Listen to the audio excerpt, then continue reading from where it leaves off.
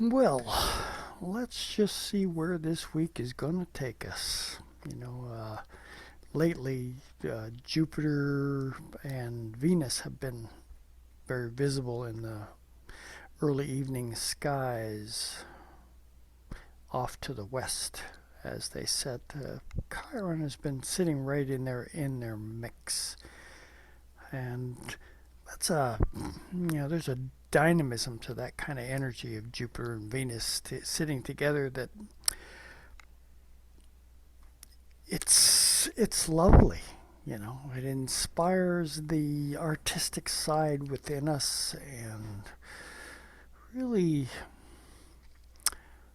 brings a consideration of how do we get along with others. There's our Venus factor from the Libra perspective. And Jupiter says, I'm not going to make it small. It's just not going to happen. So, anyway, that's been kind of the energy that's in play each evening as we shut the lights out, so to speak. Let's go to the chart. Here they all are, down here in Aries. And Aries is not one of those signs that just says, I'm just going to kind of wait around until see what's going to happen. Oh, no, not. This is not how Aries flows. And Aries is ruled by Mars. Mars is in Gemini down here. And, Mars is that impulsive drive to do something. So dancing around in the realm of Gemini. What is being stimulated by our curiosity?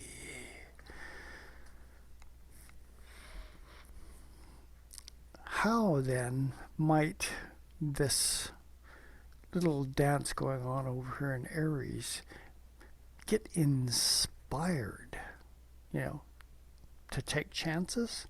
Oh, yes, definitely. Taking chances is on the table. Now, this was kind of over the weekend, high significance of consideration. It's still in play, but we need to kind of slide on into this week, see what's going to happen. So, Monday, so you can kind of see the chart here. We're still in the realm of the Pisces zone. So, dream time? Oh, yeah. It's still being enhanced. Are you paying attention? Are you using a dream journal on a regular basis to see what kind of messages might be slipping through from the other side of the mirror? That is, after all, one of the potential zones within which Pisces functions and our dreams come from. Tuesday brings us to the full moon. Full moons. It's in Virgo, so it's across that Virgo-Pisces axis. What's the best way to look at this?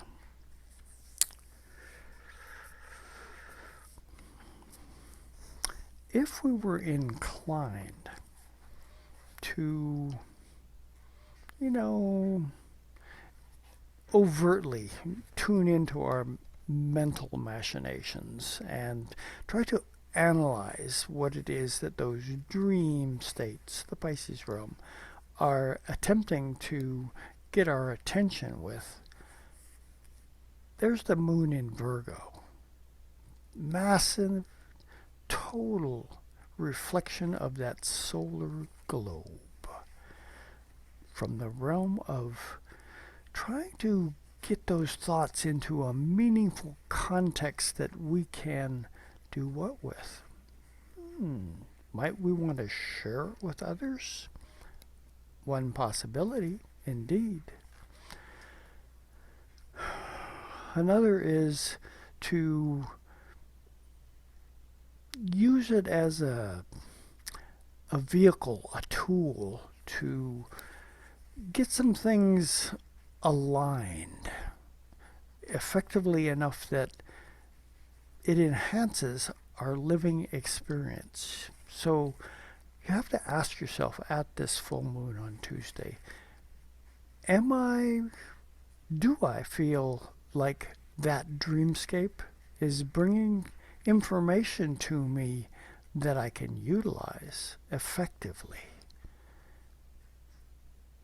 One should always ponder that as an option when we get into our dreamscapes, because there are some magical things that can come through from the dreams.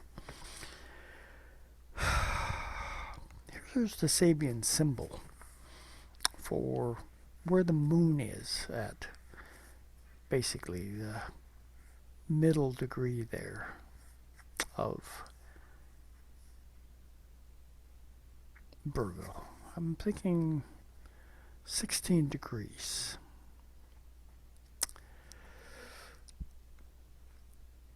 And it reads, a volcanic eruption. The explosive energy of long repressed contents of the subconscious.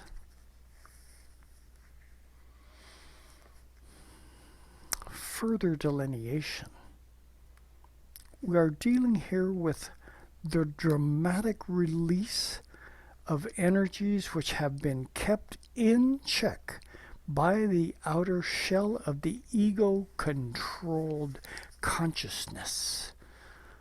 It may be a spectacular catharsis, but it often takes paths of destruction. Yet, unless some form of purification by fire is experienced, the inner pressure of the karmic past or of most recent frustrations would shake up, perhaps even more destructively, the very foundation of the personality. Well, that doesn't sound like it's going to be kind of one of those ho-hum drum kind of full moons that we're going to experience on Tuesday this week. That's not all of the factors in play, but it's not something to just kind of slide over and say, well, it's a full moon, because on full moons, there's always an energy uptick that takes place. We feel it. That is one of the key syndromes, if you will, of that lunar dance is, can you feel the energy that's at work? So if we were to couch this within the context of the Virgo element, because that is where it's at across that Virgo-Pisces axis, this full moon, you might sense a certain discomfort, perhaps with what may appear to be a slow, dogged process that is not moving as fast as we might have hoped that it would.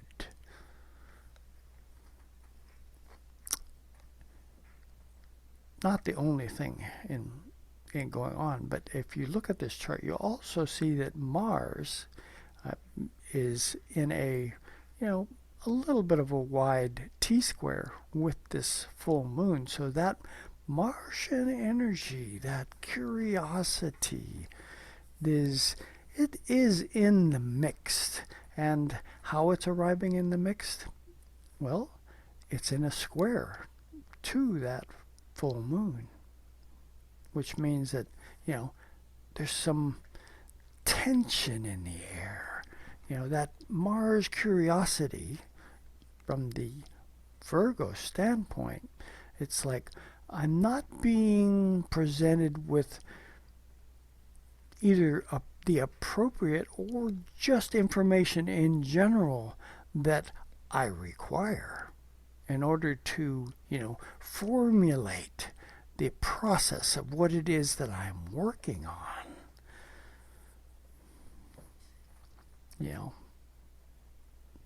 Could that lead to a possible eruption? That is one of the options. But let's spin that a little bit.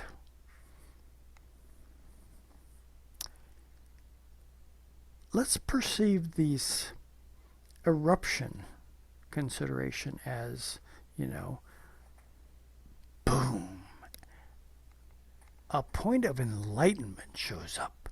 That could be seen as an eruption too, that missing piece in the equation of how I'm putting this thing together may have just put in an appearance. It doesn't always have to be negative. Volcanic eruptions, what are they doing? They're bringing new materials to the surface of the earth to allow something, fresh to be born. New soil is in the making. New land is being born. There's some creativity in that. It isn't always the negative. Now, it may seem negative if you're too close to the volcanic eruption, but, they happen sporadically and long distances between, and not all of us live on the slopes of a volcano. On this same day, just to add a little, spice into the mix, Saturn has shifted from Aquarius into Pisces and will be in Pisces for the next 2.5 years. Saturn, which, it's been doing a version, we'll call it, of the happy dance in both Capricorn and Aquarius for the past 6 years, shall we say, because the ruler has a strong affinity with both Capricorn and Aquarius. Not so much when it gets into Pisces, yet it's still Saturn. And so, having just arrived into the Piscean dance music, it's still carrying that lingering essence of those last 6 years of being at home. And there's one of the astrological techniques that came out of the Hellenistic version paints certain, well, should we call it, energetic signatures that planets carry as they pass through certain degrees of certain signs.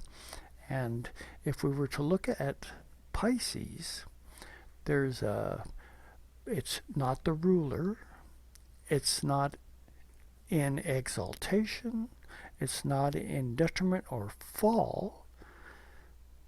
It's just there, but there are other aspects of it. There is the thing called term, which there are 5 different sets of degrees of planet of that as you go through each sign, and Saturn is not in any of those until the latter degrees of Pisces.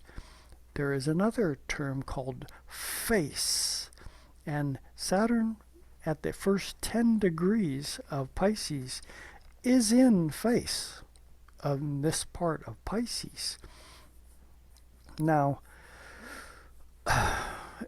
since exaltation is essentially being, clasped around the shoulder by those in charge and saying, welcome to the party. And terms is kind of like, well, you're here, you're on the inside of the door, so you're, in the zone where events are transpiring. Face is kind of like you've arrived where things are going on, but you're still outside on the porch.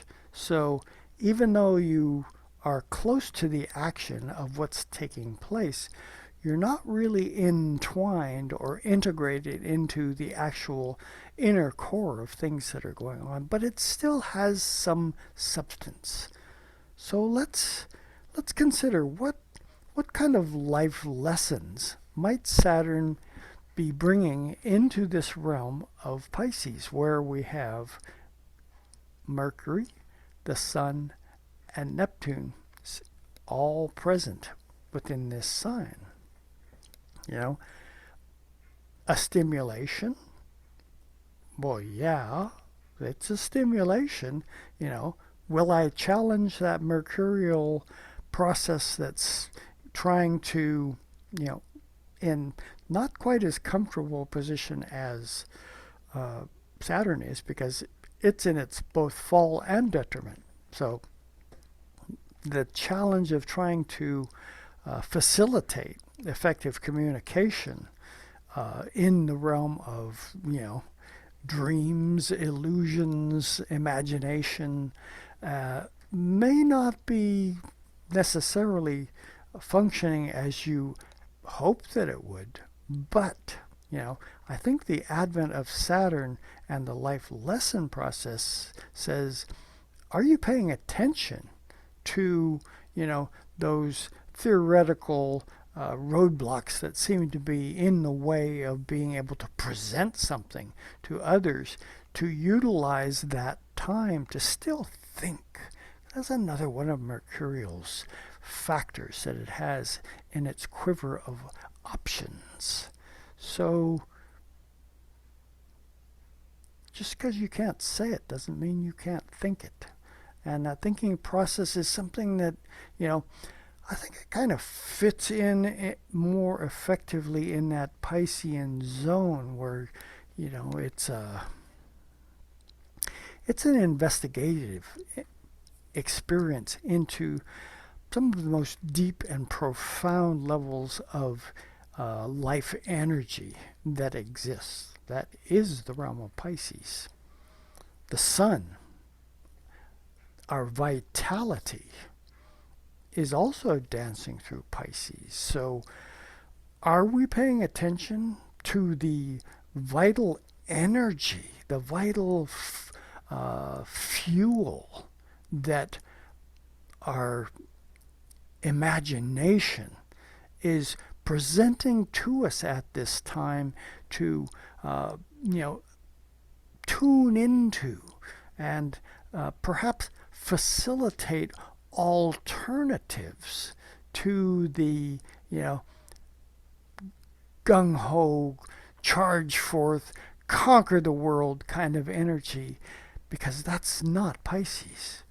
And yet that solar vitality is saying, pay attention.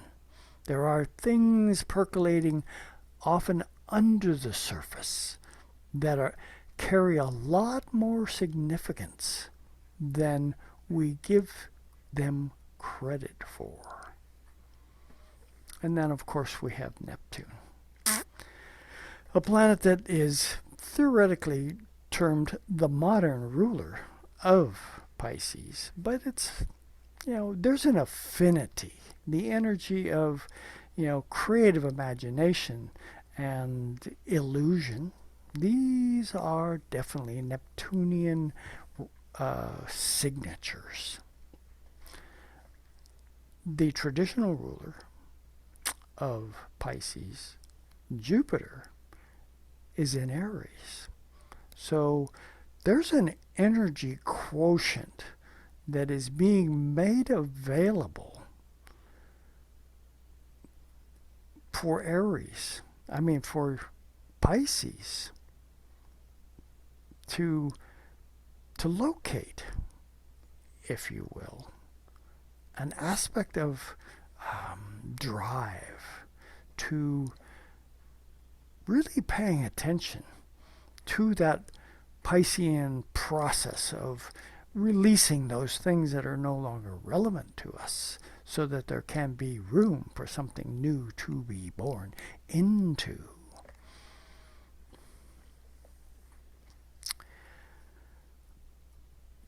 We have 2.5 years of Saturn going through Pisces to develop a more profound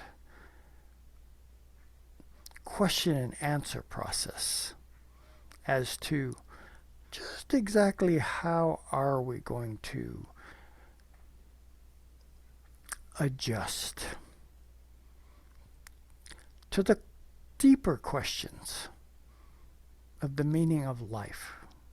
That is Pisces' realm, after all. And with Saturn, questions, curiosity, there are factors that are going to be, run through the mill, so to speak, to make sure that what is taking place is overtly appropriate. It's that it, has a foundation of substance within it. Is there, from a Saturnian Capricorn perspective, a wisdom that is to be gleaned from this Piscean dance? From the Aquarian perspective, are we open enough to how we interact with one another when we find ourselves in a group energetic platform that has the willingness to ask deep questions that are going to affect each and every one of us, while in unique fashion, Aquarius, are not going to be superficial. They're going to ask us to really, consider things at a deep, deep level.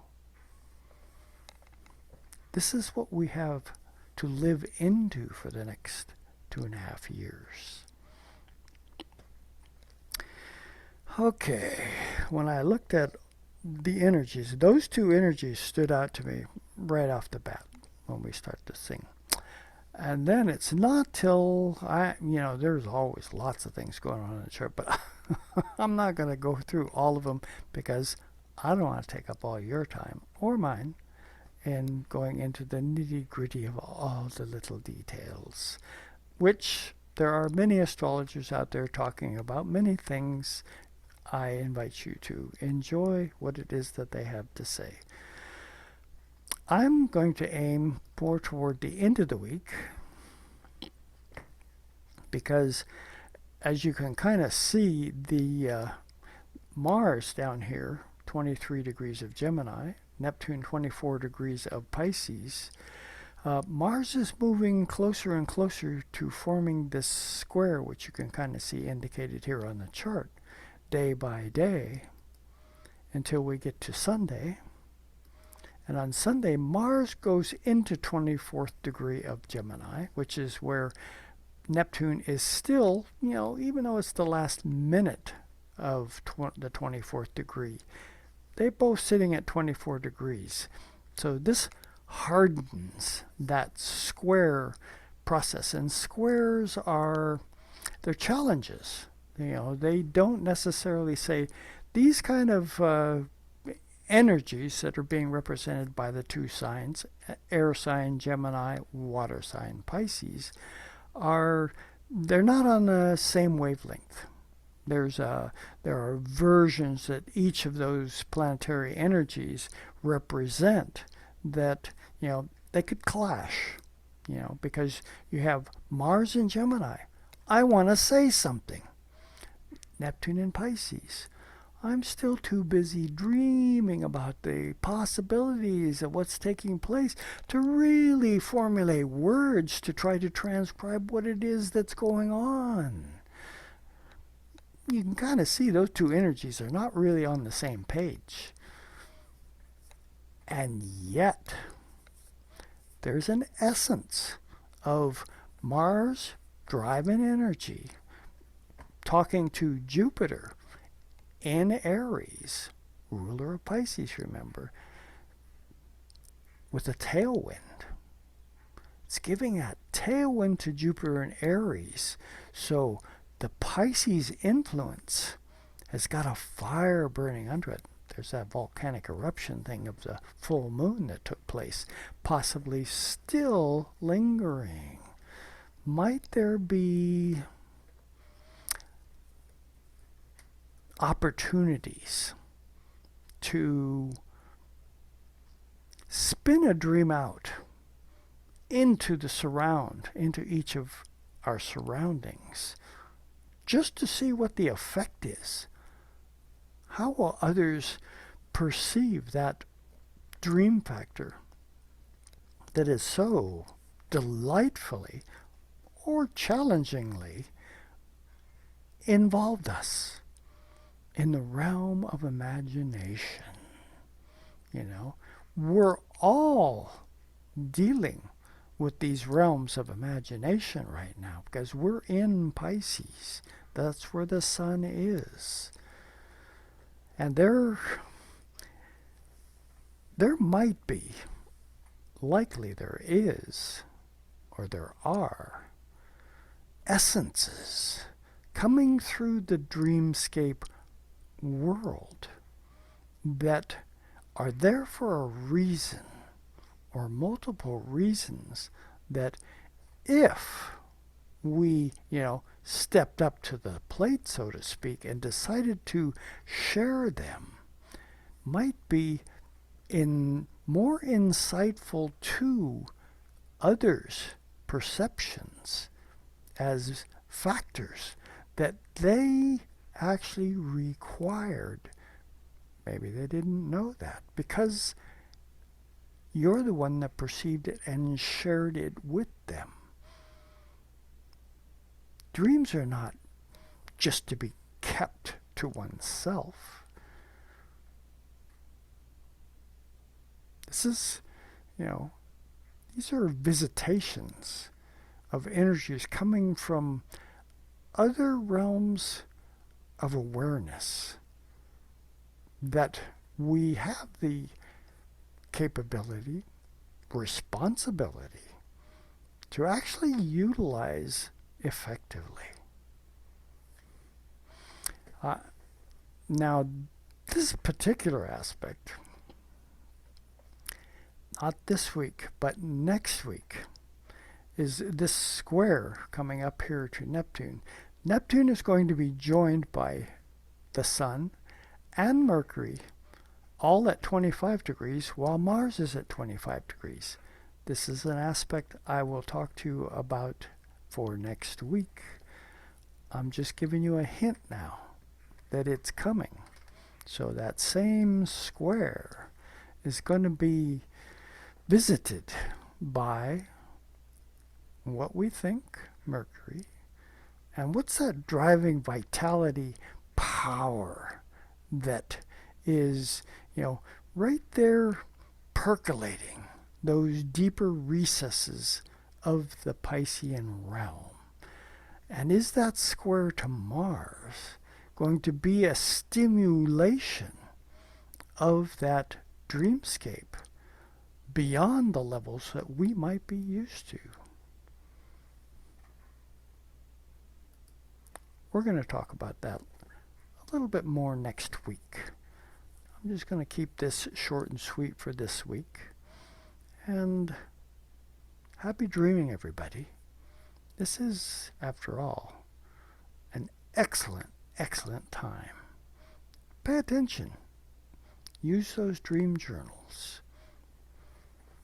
And from that Jupiter-Venus Chiron dance that's still playing out off on that western horizon each evening, there's a level of artistic creativity that is being spun out that may stimulate you to not just dream well, but come up with actual artistic creations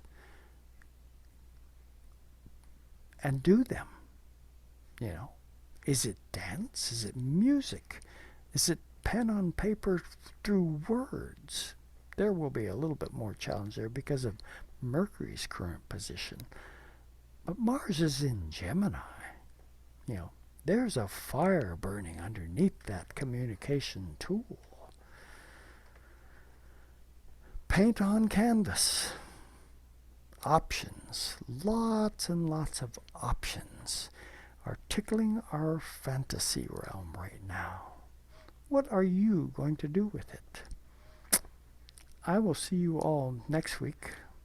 So enjoy the week and tune back in next week. We'll see where it takes us.